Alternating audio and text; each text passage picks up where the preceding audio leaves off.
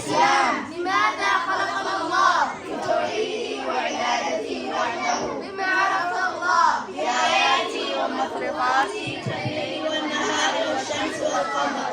ما أعظم واجب علينا؟ توحيد الله تعالى. ما أعظم الذنب عند الله تعالى؟ الشرك بالله تعالى. كم مراتب الدين وما هي؟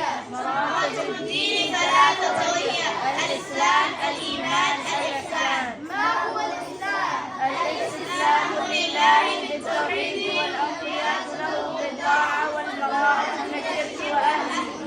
كم أركان الإسلام وما هي؟ أركان الإسلام خمسة وهي شهادة أن لا إله إلا الله وأن محمدا رسول الله وإقام الصلاة وإيتاء الزكاة وصوم رمضان وحج البيت من استطاع عليه سبيلا. ما معنى لا إله إلا الله؟ معناها